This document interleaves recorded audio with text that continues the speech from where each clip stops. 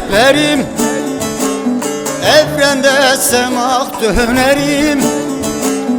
Açın kapıyı gireyim, gönül bak cemali Ali, gönül bak cemalim Ali.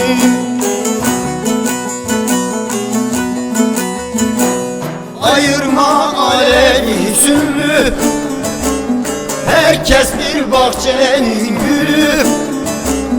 Kırılsın vuranın eli, gönül bak cemali Ali, gönül bak cemalim Ali.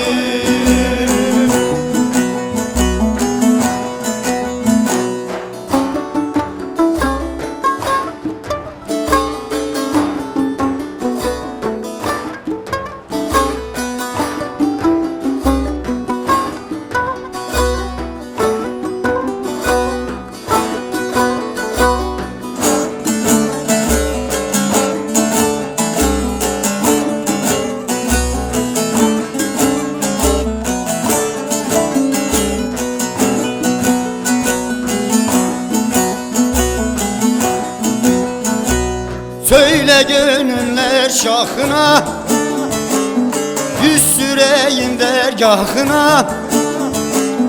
Hasan Hüseyin'in aşkına, gönül bak cemali Ali, gönül bak cemalim Ali.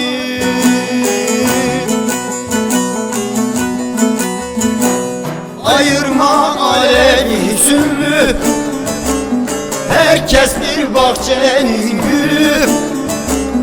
Kırılsın vuranın eli, gönül bak cemali Ali, gönül bak cemalim Ali.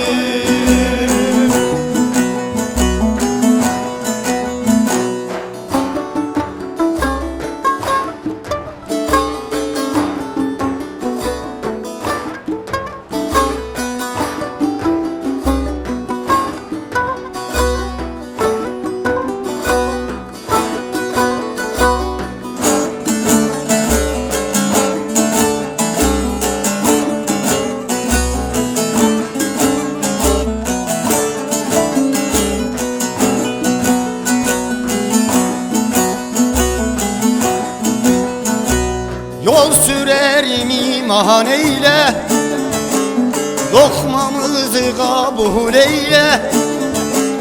Kerbela'ya selam söyle, gönül bak cemali Ali, gönül bak cemalim Ali.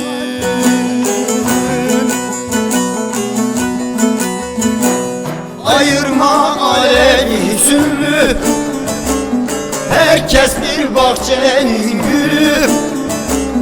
Kırılsın vuranın eli, gönül bak cemali Ali, gönül bak cemalim Ali.